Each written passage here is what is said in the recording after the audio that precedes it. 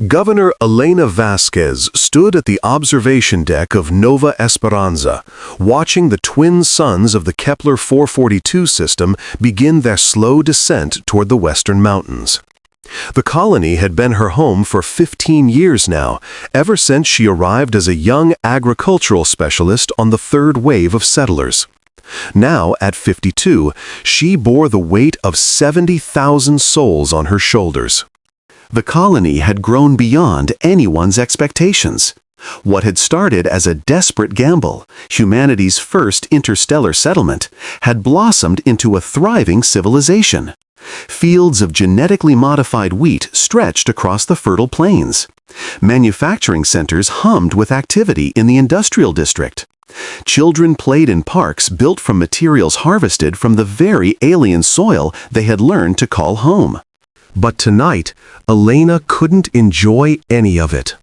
The message had arrived 3 hours ago, transmitted through the quantum relay network that connected Nova Esperanza to Earth, some 47 light-years away. It wasn't from Earth, though. It came from the orbital defense station, Sentinel Prime, positioned at the system's outer edge. "Governor!" Captain Marcus Chen's voice crackled through the speaker on her desk, pulling her from her thoughts.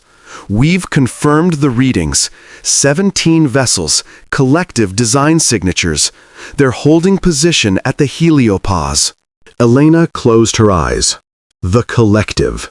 Humanity had encountered them 12 years ago during an exploratory mission to the Tau Ceti system. The meeting had not gone well. The collective, an alliance of 4 different species bound by a rigid hierarchical structure and an expansionist ideology, had declared humanity an unsanctioned presence in what they considered their sphere of influence. The subsequent decade had been marked by tense diplomatic encounters, territorial disputes, and an arms race that had transformed Earth's united colonial fleet from a modest peacekeeping force into the largest military armada humanity had ever assembled. But the UCF was far away, and Nova Esperanza was very much alone. 17 ships, Elena repeated, her voice steady despite the cold fear settling in her stomach. "What classes?" "Mixed composition. 4 vessels matching the profile of collective battle cruisers, 8 destroyer analogs, and 5 support craft. Governor, if they engage, we have Sentinel Prime, 2 patrol corvettes, and the civilian defense militia. We can't hold them." Elena opened her eyes and stared at her reflection in the observation window. A tired woman stared back, gray streaking through her once dark hair, lines of worry etched around her eyes. She didn't look like someone who could save 70,000 people. But she would damn well try. "Have they made any attempt at communication?" she asked. "Negative. They're just sitting there, watching. Then we wait, too. In the meantime, begin evacuation protocols. Move non-essential personnel to the underground shelters. I want the hospital ready for mass casualties, and get me Colonel Hayes. It's time we discussed our options." "Understood, Governor. Chen out." The line went dead, and Elena allowed herself exactly 10 seconds of terror. Her hands trembled, her throat constricted. The weight of impossible responsibility pressed down on her chest until she could barely breathe. Then she straightened her shoulders, smoothed her jacket, and walked out to face her people. The Emergency Council convened in the basement of the Colonial Administration Building, a reinforced structure designed to withstand everything from meteor strikes to direct weapons fire. Around the circular table sat the most important figures in Nova Esperanza: Colonel Sarah Hayes, commander of the Colonial Defense Force; Dr. Okonkwo, the chief medical officer; Director Lin, who oversaw the colony's industrial output; and Elder Johansson, the elected representative of the civilian population. "Let me be clear about our situation," Colonel Hayes began, her weathered face grim. "If those ships attack, we're dead, all of us. Our orbital defenses might take down 1, maybe 2 of their smaller vessels before Sentinel Prime is destroyed. After that, they'll have complete orbital superiority. They could bombard us from space, and there's nothing we could do about it." "There must be something," Director Lin insisted. "We've built weapons, haven't we? Ground-based defenses, anti-orbital batteries?" "All of which require us to survive long enough to use them," Hayes cut in. "Our surface-to-orbit missiles have a 15% hit probability against modern warships. We'd need to empty our entire arsenal just to have a chance of taking down one battlecruiser. And that's assuming they hold still and let us shoot at them." Elder Johansson, a man in his 80s who had been among the original colonists, leaned forward. "What about evacuation? We have transport ships. We could scatter, hide in the asteroid belt." "The collective would hunt us down," Elena said quietly. "They don't take prisoners. They don't negotiate with what they consider unauthorized populations. If we run, they'll chase us until every last human in this system is dead." Silence fell over the table. "So, what do we do?" Dr. Okonkwo asked, his voice barely above a whisper. Elena took a deep breath. "We've sent a distress call to Earth. The quantum relay is instantaneous, so they've already received it. The question is how quickly they can respond." "Earth is 47 light-years away," Hayes said flatly. "Even with the fastest FTL drives, that's weeks of travel time. The collective isn't going to wait weeks." "No," Elena agreed. "They're not. Which means we need to buy time. Every hour, every minute we can keep them from attacking is another minute for Earth to get here." "And how do you propose we do that?" Lin asked. Elena looked around the table at the faces of her people, scared, determined, desperate. They had built something beautiful here, something worth protecting, and she would not let it die without a fight. "The collective is many things," she said slowly, "but they're not stupid. They haven't attacked yet for a reason. They're waiting for something. We need to figure out what that is, and use it against them." The answer came 12 hours later, in the form of a transmission. Elena was in her office, trying to catch a few hours of sleep on the couch, when the priority alert dragged her back to consciousness. She stumbled to her desk and activated the screen, and found herself staring at an alien face for the first time in her life. The being was vaguely reptilian, with scaled skin the color of polished copper, and eyes that gleamed with an unsettling intelligence. Its mouth was a lipless slit, and when it spoke, the universal translator rendered its words in a flat, mechanical tone. "Human Governor, I am Fleet Commander Zrath Kol of the Collective 4th Expansion Fleet. I speak to you as a courtesy, which is more than your species deserves." Elena sat up straight, fighting to keep her face neutral. "Fleet Commander, I'm surprised you're willing to communicate at all. I was under the impression the Collective preferred to shoot first and ignore questions entirely." The alien's eyes narrowed, an expression that seemed to translate across species. "Your species is arrogant beyond measure. You establish a colony in territory that is clearly within the Collective's sphere of influence, without permission, without consultation, and then you act surprised when we come to rectify this violation. Nova Esperanza is 47 light-years from Earth and 32 light-years from the nearest collective system," Elena replied, her voice hardening. "By what definition is this your territory?" "The collective has declared all systems within 50 light-years of our core worlds to be part of our expansion zone. Your presence here is an act of aggression, an invasion, and it will be treated as such." Elena leaned forward. "Then why haven't you attacked?" Silence. For a long moment, Zrathkal simply stared at her, his alien expression unreadable. "The collective is not wasteful," he said finally. "Your species has proven unexpectedly resilient in our previous encounters. The cost of eliminating your presence here by force would be significant.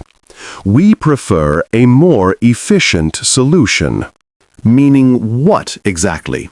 The alien's lipless mouth twisted into what might have been a smile.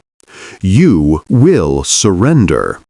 All 70,000 of your colonists will be taken into collective custody, where they will be processed and assigned roles appropriate to their capabilities. Your infrastructure, technology, and resources will become collective property. In exchange, you will be permitted to live." Elena felt ice in her veins. "Processed? You mean enslaved?" Such inflammatory language. The collective does not practice slavery. We practice optimization. Your species, while underdeveloped, has demonstrated certain useful traits. Your colonists would be valuable additions to our labor pool. They would be fed, sheltered, and given purpose. Surely that is preferable to annihilation. And if we refuse? Zrathkal's eyes gleamed. Then you will be destroyed. Every man, woman, and child in this colony will die. Your buildings will be reduced to rubble. Your fields will be burned. When we are finished, there will be no trace that humanity ever existed in this system. The choice is yours, Governor, but I require your answer within 12 of your standard hours." The transmission cut off, leaving Elena staring at a blank screen. She sat there for a long moment, processing what she had just heard. Then, slowly, she reached for her comm unit. "Captain Chen, Colonel Hayes, Dr. Okonkwo, Emergency Council, immediately." Chapter 2: The Weight of Choice. The council chamber felt smaller now, the walls pressing in as the weight of Zrathkal's ultimatum settled over them. 12 hours, Hayes said, pacing the length of the room. 12 hours to surrender or die. He's not giving us time to think, to plan, to wait for Earth, Lynn finished. He knows help isn't coming. He's playing with us. Maybe, Elena said quietly. Or maybe he's nervous about something. Think about it. Why give us any time at all? If the collective is so confident in their ability to destroy us, why not just do it? Okonkwo shook his head. Perhaps he's telling the truth. Perhaps they simply want to avoid the cost of a battle. No. Hayes stopped pacing, her eyes sharp. That's not how the collective operates. I've studied every engagement report, every intelligence briefing. They don't negotiate with unsanctioned populations. They certainly don't offer them the chance to surrender. Something's changed. Elena nodded slowly. Exactly. Something has made them cautious, and I think I know what it is. She activated the holographic display in the center of the table, pulling up a star map. Look at this. The nearest collective system is here, 32 light-years away. Their fourth expansion fleet, that's what Zrathkal called it, has been operating in this region for the past 6 months, establishing outposts, claiming territory. We know this, Lynn said impatiently. What's your point? My point is that 6 months ago, Earth completed construction of the first rapid response fleet, 15 dreadnoughts, 40 cruisers, over 100 smaller vessels, and they're equipped with the new Alcubierre drives, the ones that cut travel time by nearly 60%. Hayes's eyes widened. The collective doesn't know about the new drives. Their intelligence on our capabilities is at least 2 years out of date. Right. They think Earth is weeks away. They think they have all the time in the world to either bully us into surrender or destroy us at their leisure. But if I'm right, if Earth received our distress call and launched a response immediately, then help could arrive much sooner than the collective expects, Johansson finished, a spark of hope in his old eyes. How much sooner? Elena pulled up the calculations she had been running all night. Worst case, assuming they had to assemble the fleet and plot a new FTL course, about 50 hours. Best case, if they had ships already positioned for rapid deployment, as little as 18 hours. 18 hours, Hayes breathed. That's only 6 hours past Zarathkol's deadline. If we can stall, if we can make them wait, make them hesitate, make them think twice about pulling the trigger. Elena looked around the table at her colleagues, her friends, the people who had helped her build this colony into something worth saving. Then we might just survive this. And if we can't? Okonkwo asked quietly. If they attack anyway? Elena's jaw tightened. Then we make them pay for every inch of ground. We fight, Dr. Okonkwo. We fight until our last breath, because that's what humans do. The response to Zarathkol's ultimatum was crafted with exquisite care. Elena spent 3 hours composing it, revising every word, every nuance, every pause. It needed to sound like genuine consideration, like she was actually weighing the prospect of surrender. It needed to buy time without appearing to stall. "Fleet Commander Zarathkol," she began, her face projected into space through the quantum communication array. "I have presented your terms to my council, and we are prepared to discuss the matter further." She paused, letting the weight of her words hang in the void. "However, you must understand the complexity of our situation. Nova Esperanza is home to 70,000 individuals. Many of them have lived here for over a decade. They have built lives, raised families, created communities. Asking them to surrender everything, their homes, their freedom, their future, is not a decision that can be made lightly." Another pause. She could almost feel Zarathkol's impatience across the light seconds that separated them. "I am prepared to recommend acceptance of your terms to my people, but I cannot force compliance. Under our laws, any decision of this magnitude must be put to a democratic vote. The colonists must be given the opportunity to choose their fate." She leaned forward slightly, projecting an air of desperate sincerity. "I am asking for additional time, 48 hours. Enough time to hold a proper referendum, to explain the situation to our people, to ensure that whatever decision we make is made with full understanding of the consequences. This is not a delaying tactic, Fleet Commander. This is simply how humanity operates. We cannot, we will not make slaves of our own people without at least giving them a voice in the matter." The transmission ended. Now all she could do was wait. The response came 4 hours later. 4 hours of agony, of uncertainty, of staring at the sensor displays and praying that the collective ships wouldn't start moving. Zarathkol's face appeared on the screen, his expression even more inscrutable than before. "Your request is noted, Governor. The collective understands that lesser species often struggle with efficient decision-making processes. However, I am not authorized to extend our timeline indefinitely." Elena held her breath. "I will grant you 24 additional hours, not 48. After that time, if you have not provided us with a formal surrender agreement, we will proceed with the alternative." The screen went dark. Elena slumped in her chair, exhaustion and relief washing over her in equal measure. 24 hours. Added to the 12 remaining from the original deadline, that gave them 36 hours total. If Earth had ships already in position for rapid response, it might be enough. "Governor?" Captain Chen's voice came through the comm. "We're detecting movement from the collective fleet. Not aggressive, they're repositioning, spreading out to form a cordon around the system. It looks like they're making sure we can't run." "Let them," Elena said, a grim smile touching her lips. "We're not going anywhere." The next 20 hours were the longest of Elena's life.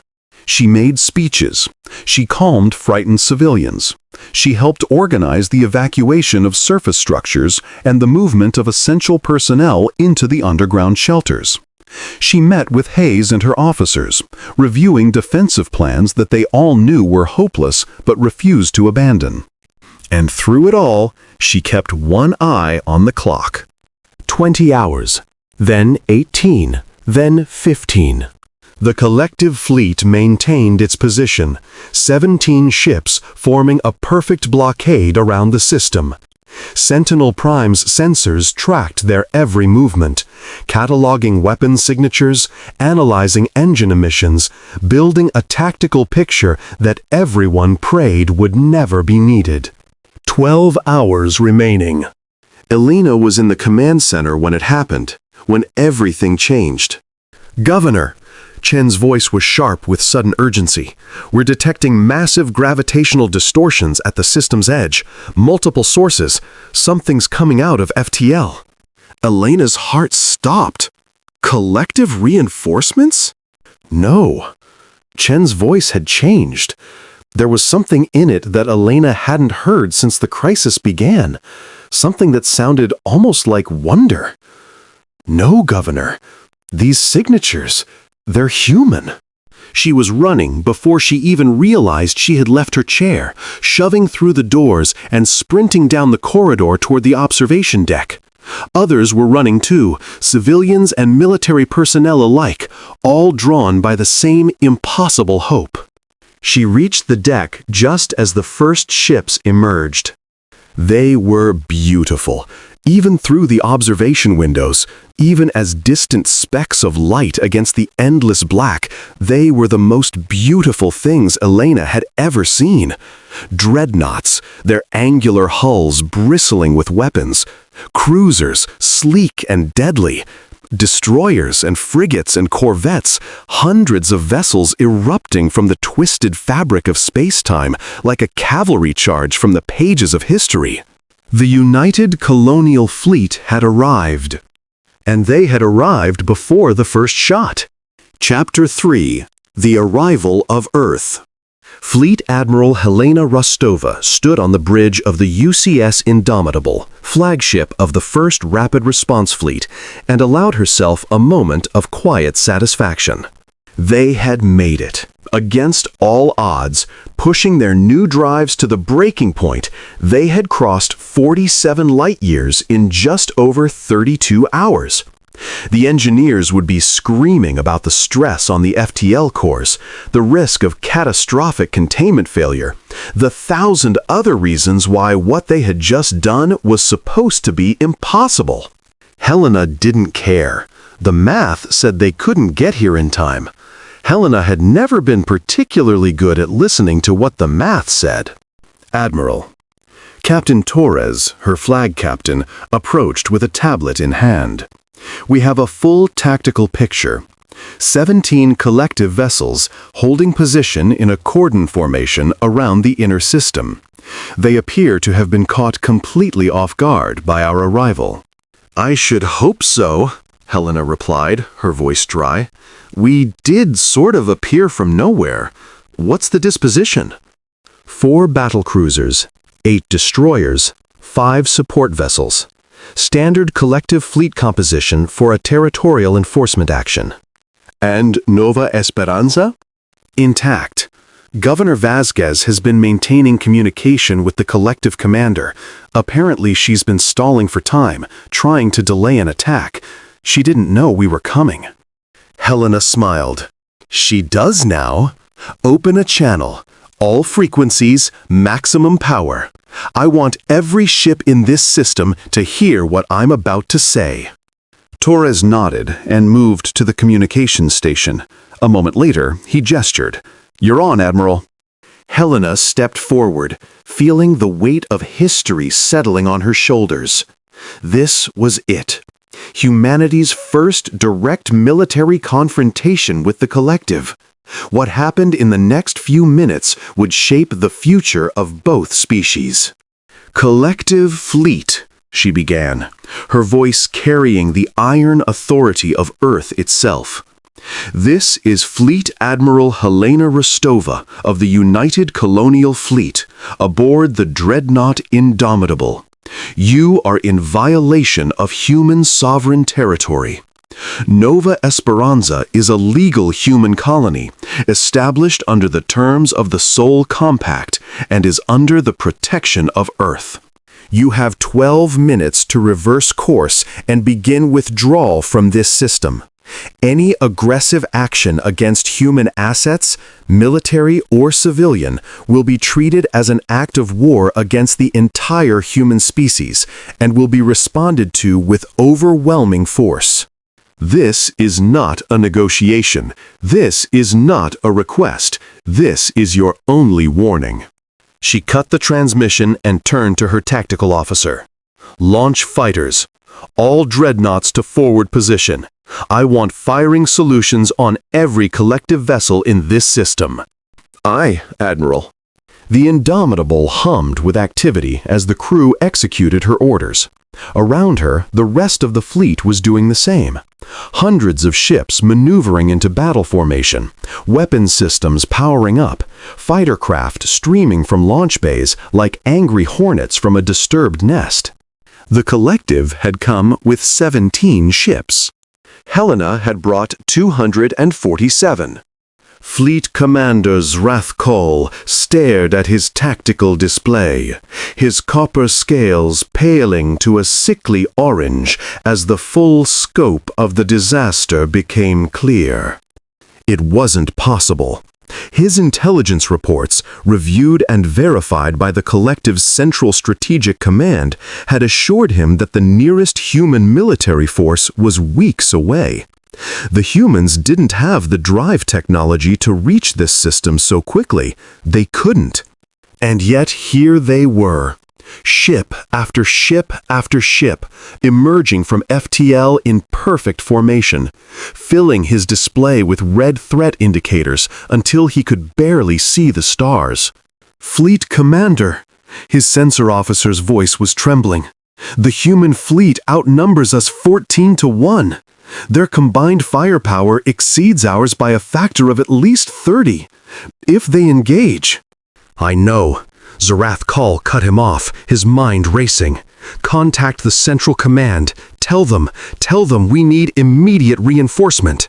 "Sir, the nearest reinforcement fleet is 11 cycles away at maximum speed. We can't—" "I know." Zarathkol's shout echoed across the bridge, silencing his crew. For a long moment he stood there, chest heaving, staring at the wall of human warships that stood between him and victory. He had been so close. The human colony was defenseless. The governor was already considering surrender. A few more hours, and Nova Esperanza would have been his, a crowning achievement that would have secured his position in the collective hierarchy for decades. Now he was facing annihilation. The human admiral's message had been clear. 12 minutes. Withdraw or be destroyed. Zrathkol had no doubt that she meant every word. The humans were savages, barely a century into their interstellar expansion, still clinging to primitive notions of individual rights and democratic governance. But they could fight. Oh, the great hierarchs, could they fight! The collective's few military encounters with human forces had been educational. The humans didn't surrender. They didn't negotiate from positions of weakness. They fought with a ferocity and creativity that the collective's regimented military philosophy simply couldn't match. And now, 200 of their warships were pointing their weapons directly at his fleet. "Fleet Commander." His communications officer spoke hesitantly. "The human admiral is hailing us. She's requesting a response to her ultimatum." Zarath Kol closed his eyes. He thought of his career, his ambitions, the glory that was supposed to be his. Then he thought of his crew, 3,000 collective citizens who had followed him here in expectation of an easy victory, who were now facing death because of his hubris. "All ships," he said finally, each word tasting like ash in his mouth. "Reverse course. Set a heading for the system's edge. Maximum speed." His bridge crew stared at him in disbelief. "Fleet Commander, if we retreat..." "If we retreat, we live to fight another day. If we stay..." He gestured at the tactical display, where the human fleet was already moving to encircle them. "Carry out my orders, now." For a moment, no one moved. Then, slowly, the crew returned to their stations. The collective fleet began to turn.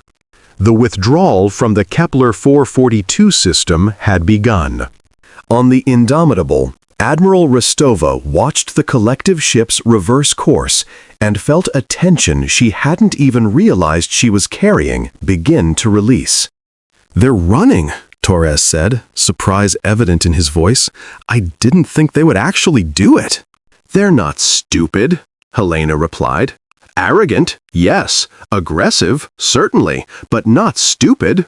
They know when they're beaten." She watched the collective fleet accelerate toward the system's edge, 17 ships fleeing before her armada. It wasn't the victory she had hoped for. Part of her had wanted them to fight, wanted to demonstrate once and for all that humanity was not to trifle with. But this was better. No human lives lost, no blood spilled. At least, not today. "Admiral," the communications officer spoke up. "We're receiving a transmission from Nova Esperanza. Governor Vasquez is requesting to speak with you." "Put her through." The main view screen flickered, and Elena Vasquez's face appeared. She looked exhausted. Dark circles under her eyes, hair disheveled, lines of stress etched into her features. But she was smiling, tears streaming down her cheeks, and when she spoke, her voice cracked with emotion. "Admiral Rostova, I don't have the words. Thank you. Thank you for..." "Governor." Helena's voice was gentle but firm. "You can thank me when this is over. For now, we have work to do. The collective isn't going to forget about Nova Esperanza. They'll be back, with more ships and better preparation. We need to make sure you're ready for them." Vasquez nodded, visibly collecting herself. "Of course. Whatever you need, Admiral, whatever Nova Esperanza can provide, it's yours." "I appreciate that, Governor. For now, I'm detaching a permanent defensive squadron to protect your system. 20 ships, including 2 dreadnoughts. They'll remain here until we can establish proper defensive infrastructure." 20 ships? Vasquez's voice was awed. "Admiral, we've never had more than 2 corvettes. 20 ships would make us one of the most heavily defended systems in human space." "That's the idea. The collective needs to understand that attacking a human colony comes with a cost they can't afford to pay. Nova Esperanza is going to be that lesson." On the view screen, Vasquez straightened. The tears were gone now, replaced by the iron determination that had kept her colony alive through its darkest hours. "We understand, Admiral. We won't let you down." Chapter 4. The Reckoning. The news of the Kepler 442 incident spread across human space like wildfire. In the gleaming towers of New Shanghai, The megacity that had risen from the radioactive ruins of the old metropolis, crowds gathered in the streets to watch the footage on massive holographic displays. The images were simple but powerful, the collective fleet arriving, the desperate hours of negotiation, and then, impossibly, miraculously, the arrival of the UCF. On Mars, in the domed cities that had been humanity's first step toward the stars, celebrations erupted spontaneously. The Martians had always seen themselves as pioneers, kindred spirits to the colonists of Nova Esperanza. They understood what it meant to carve a home from an alien world, and they cheered the salvation of their distant cousins with particular fervor. On Earth itself, the reaction was more complex. The great powers that had once divided the planet, the American Federation, the European Commonwealth, the Asian Cooperative, had long since merged into the United Earth government, but old rivalries still simmered beneath the surface. Some called for immediate retaliation against the collective, for a punitive expedition that would teach the aliens a lesson they would never forget. Others urged caution, warning that a full-scale war would be devastating for both species. But beneath all the debate, one fact remained clear. Humanity had faced its first true test as an interstellar civilization, and it had passed. In the Great Chamber of the United Earth Council, President Carlos Mendez addressed the assembled delegates. What happened in the Kepler 442 system was not merely a military incident, he said, his voice carrying the weight of humanity's collective determination. It was a message to the collective, and to every other species watching from the shadows of the galaxy. Humanity will not be intimidated. We will not be enslaved. We will not surrender our colonies, our people, or our future to any power that threatens us with force. Nova Esperanza survived because we had the foresight to prepare, the technology to respond, and the courage to act. But more than that, it survived because 70,000 humans refused to give up hope. They believed that Earth would come for them, and we did.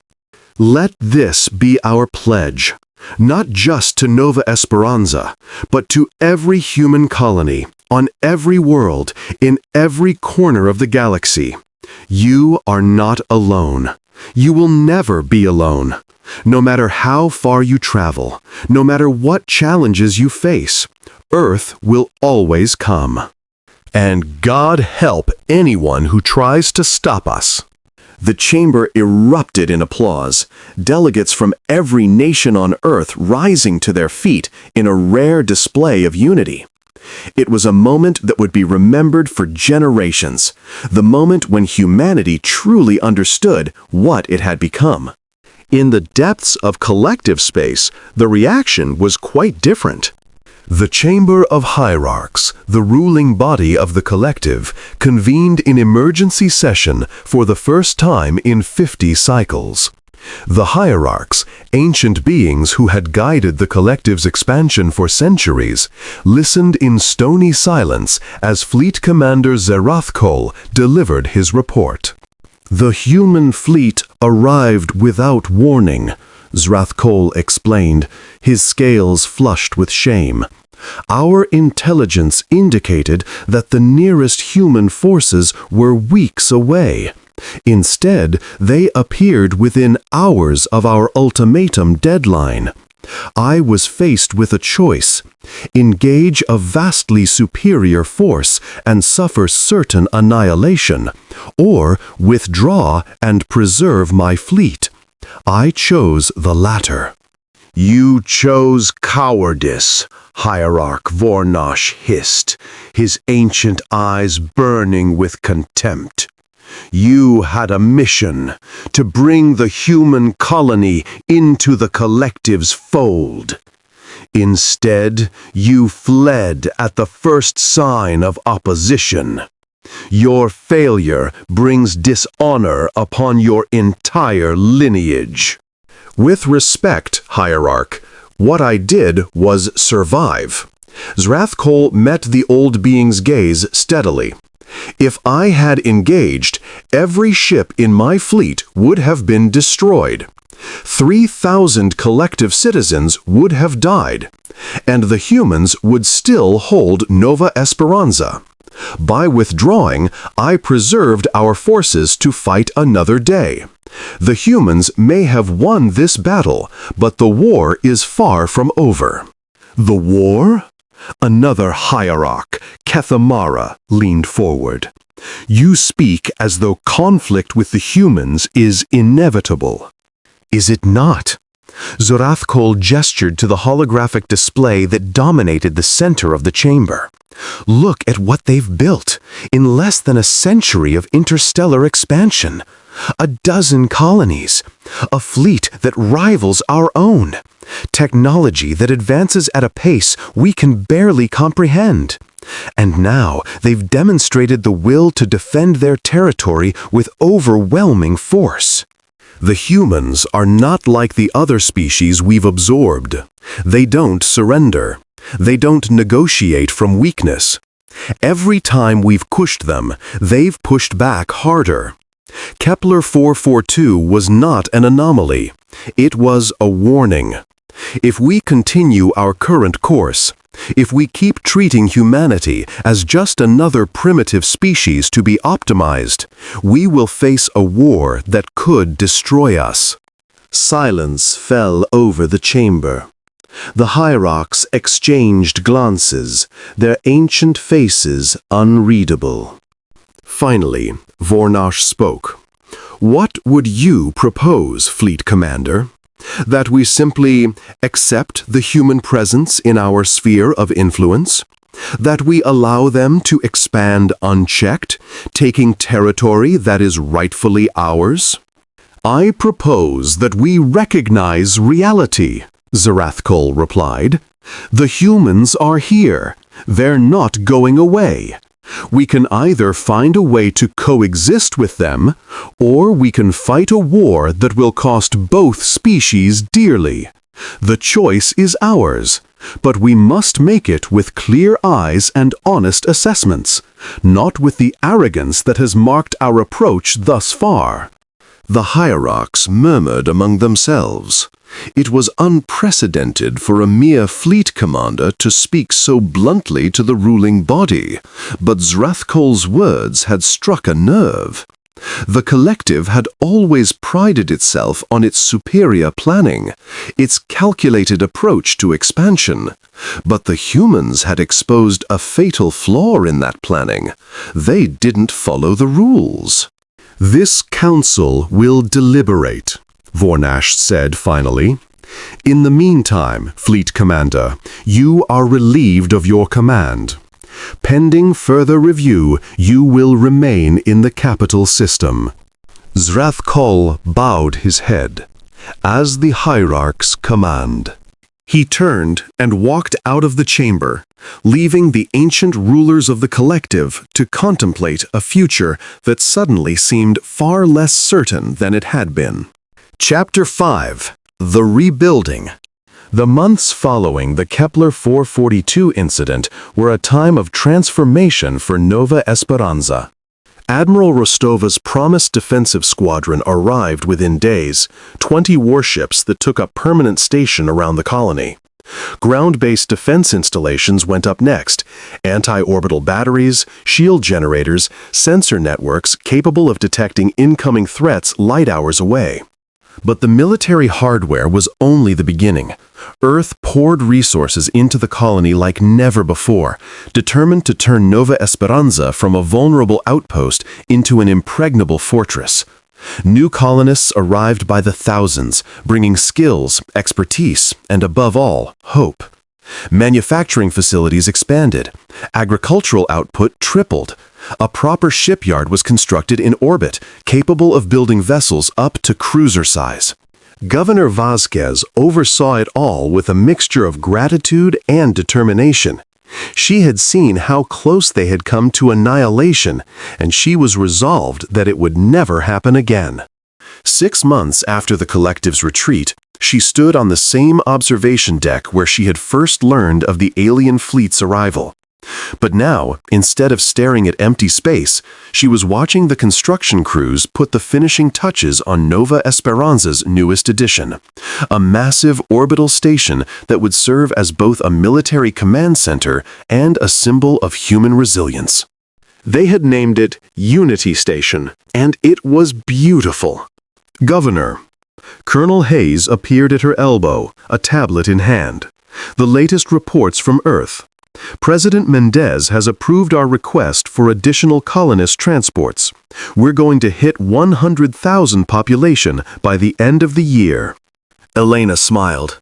100,000. When I first came here, we had 3,000. Most of us didn't think we'd survive the first winter. You've come a long way. We've come a long way.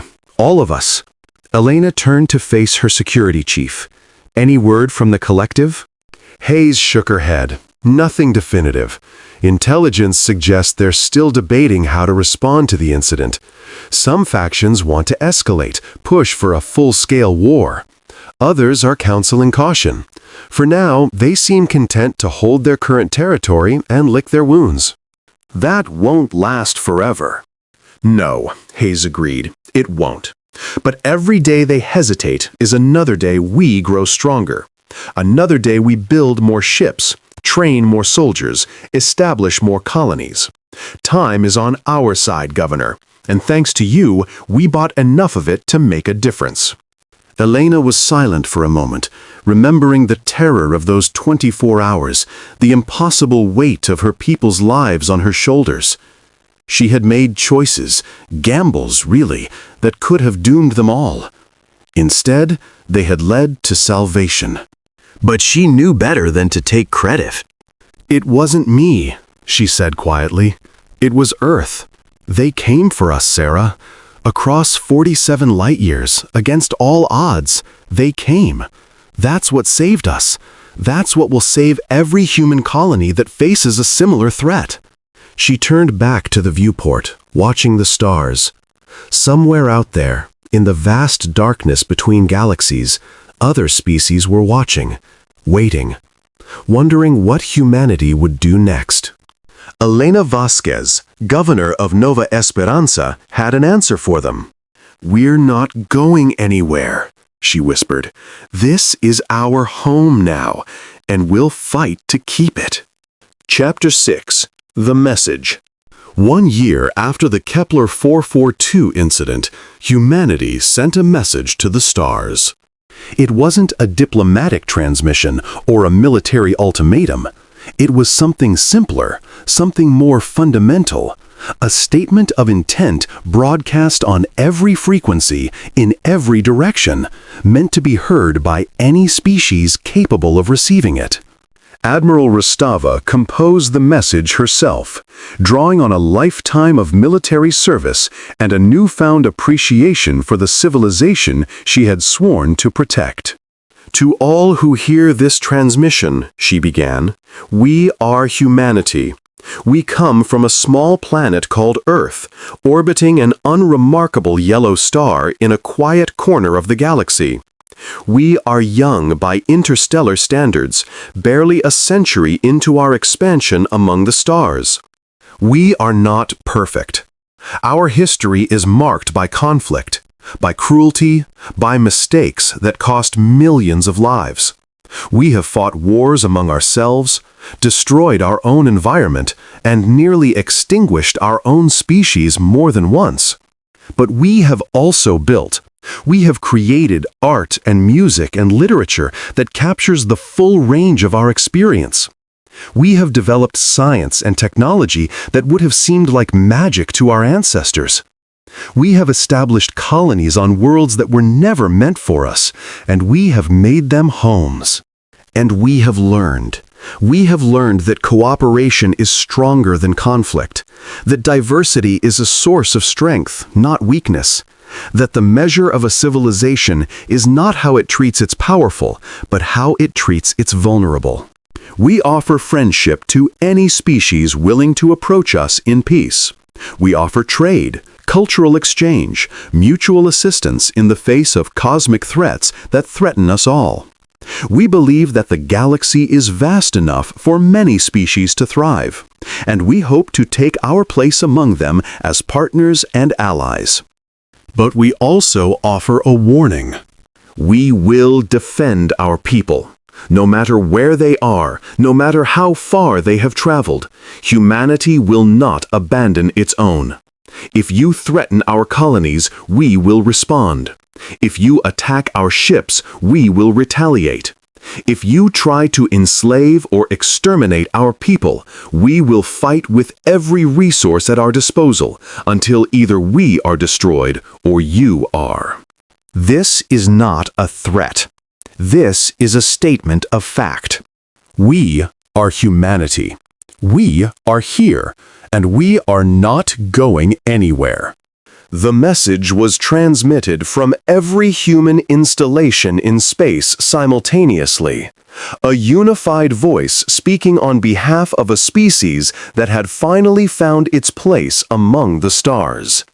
In the collective's capital, hierarchs debated its implications. Some dismissed it as empty posturing, the bluster of a young species that didn't yet understand its place in the galactic order.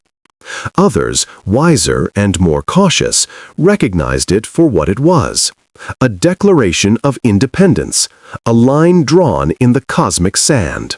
The humans were not the primitive savages the collective's intelligence reports had described. They were something far more dangerous. A civilization that had learned from its mistakes, that had unified in the face of external threat, that was willing to fight for what it believed in. And they were growing stronger every day.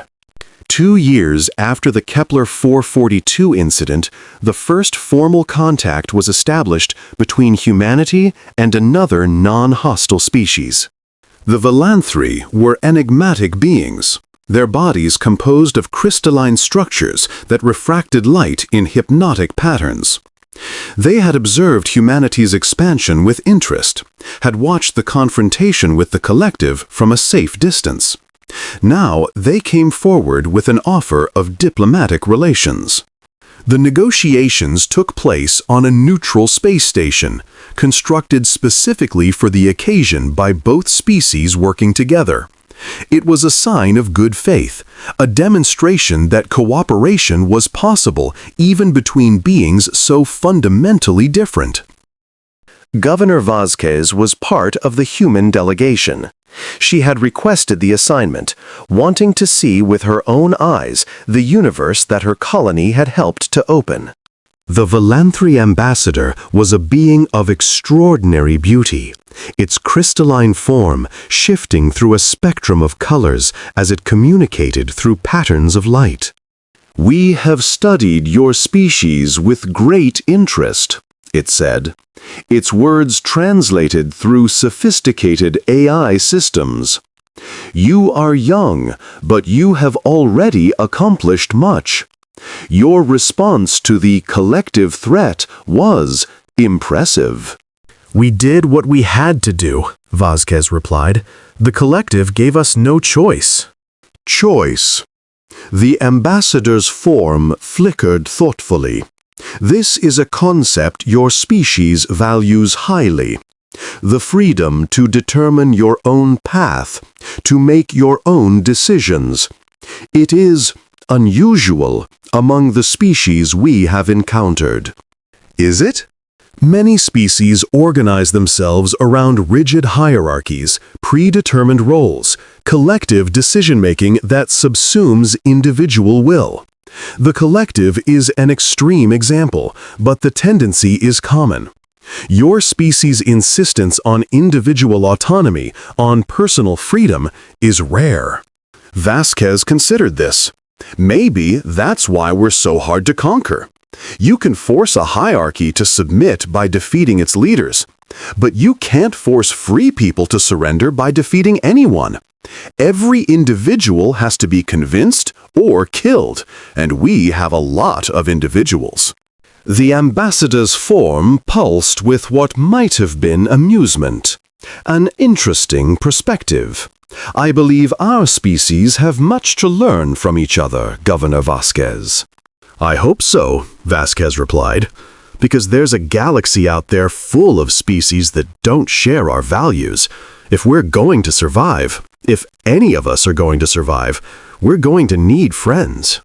The ambassador's form shifted, patterns of light dancing across its crystalline surface in a display that somehow conveyed warmth and agreement. Then let us be friends, Governor, for as long as we can. Chapter 7. The Legacy. 10 years after the Kepler 442 incident, Nova Esperanza had become the jewel of humanity's interstellar civilization.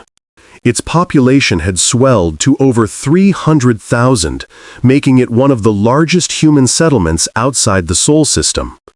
Its industries produced everything from starship components to luxury goods, exported across human space and beyond.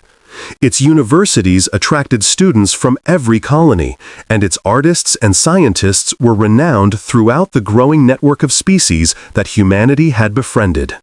But more than that, Nova Esperanza had become a symbol, a reminder of what humanity was capable of when pushed to the brink, and what it could achieve when given the chance to flourish.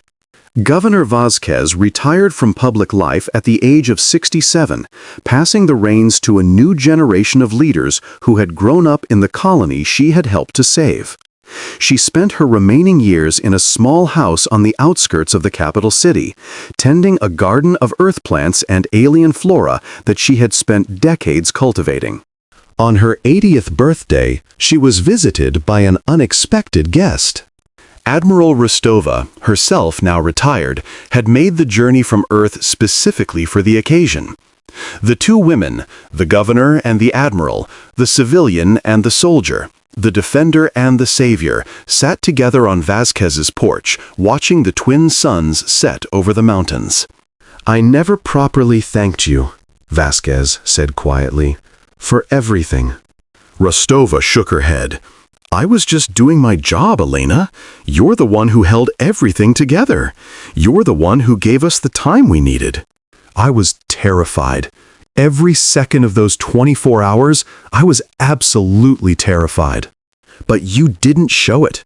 Your people saw a leader who believed in them, who believed that help was coming. That mattered, Elena. That mattered more than you know. They sat in silence for a while. Two old women who had changed the course of history, enjoying the simple peace of a sunset on an alien world. "Do you think it was worth it?" Vasquez asked finally. "Everything we went through, everything we sacrificed, was it worth it?" Rostova looked out at the city that spread below them, lights beginning to twinkle in the gathering dusk, the sounds of life and laughter drifting up from the streets. "Look at what you've built here," she said softly. 300,000 people, living their lives, raising their children, creating something beautiful on a world that wasn't even supposed to be habitable. Look at what humanity has become. Allies with species we never knew existed, expanding into the galaxy, growing stronger every day. 10 years ago, we almost lost all of this. The collective thought they could take it away from us, thought we were too weak and too far from home to matter. They were wrong. And that refusal to surrender, that determination to protect what we've built, that's worth everything, Elena. That's what makes us human. Vasquez smiled, feeling a warmth that had nothing to do with the fading sunlight. She reached out and took Rostova's hand, two old friends sharing a moment of quiet triumph. "To humanity, then," she said. "To humanity," Rostova agreed. "May it never stop reaching for the stars." Epilogue. The future. 50 years after the Kepler 442 incident, humanity was unrecognizable. 37 colonies spread across 100 light-years, each one a thriving world in its own right. Trade networks connected human space to a dozen alien species, creating an economic web that benefited everyone involved. The United Earth Fleet had grown into the most powerful military force in the known galaxy, but it had never fired a shot in anger since that fateful confrontation with the Collective. Not because enemies didn't exist. They did, and always would, but because humanity had learned the most important lesson of its interstellar journey. Strength was not just measured in weapons and ships, but in alliances and friendships, and the unshakable conviction that no member of the species would ever be left behind. The Collective still existed, diminished and bitter, a shadow of its former expansionist ambitions. The humiliation of Kepler 442 had sparked internal conflicts that were still playing out decades later. Some factions had come to accept that coexistence with humanity was possible, even desirable. Others nursed their grievances in silence, waiting for an opportunity that might never come.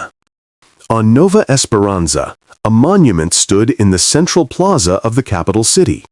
It depicted two figures, a woman in civilian clothing and a woman in military uniform, standing shoulder to shoulder, facing the stars. Governor Elena Vasquez and Admiral Helena Rostova. The inscription at the base was simple. They came for us. We survived. We grew. We became what we were always meant to be. Every year, on the anniversary of the day the UCF arrived in the Kepler 442 system, the citizens of Nova Esperanza gathered at the monument to celebrate Arrival Day. They told the story to their children and their children's children, the story of how a tiny colony faced annihilation and was saved by the arrival of Earth. But more than that, they told the story of what humanity had learned, that distance didn't matter, that size didn't matter, that the odds didn't matter. What mattered was the simple, unshakable truth that had guided them through their darkest hour. Earth would always come. And as long as that was true, humanity would never fall. Somewhere in the vast darkness between stars, a species that had never encountered humanity picked up the old transmission, the message that Helena Rostova had composed, the declaration of who and what humans were. They listened to the strange alien words, parsing the meaning through their own cultural frameworks. They debated among themselves what it meant, whether these humans were a threat or an opportunity, whether contact should be made. And somewhere in their analysis, a single word kept appearing, a concept that seemed central to the human message: unity. The humans valued it above all else. They would fight for each other across any distance, face any odds, overcome any obstacle to protect their own. It was a strength that couldn't be measured in ships or weapons, but it was real, perhaps the most real thing about them. The alien species filed their report and made their decision. When the time came to make contact with humanity, they would come as friends. Because anything else, as the Collective had learned to its eternal regret, was simply too dangerous. And so humanity continued its journey among the stars, guided by the lesson of Nova Esperanza. They built and grew and learned and loved, spreading across the galaxy like seeds carried on the cosmic wind. They made mistakes, of course. They were still human, after all, flawed and fallible, prone to the same conflicts and contradictions that had marked their entire history. But they never forgot the fundamental truth that had saved them in their hour of need. They were stronger together. And together, there was nothing they couldn't accomplish. In the end, that was the message of the Kepler 442 incident. Not that humanity was militarily powerful, though it was. Not that humanity was technologically advanced, though it was. But that humanity would never abandon its own. The Collective had tried to trap a human colony. Earth arrived before the first shot. and the galaxy would never be the same. The end.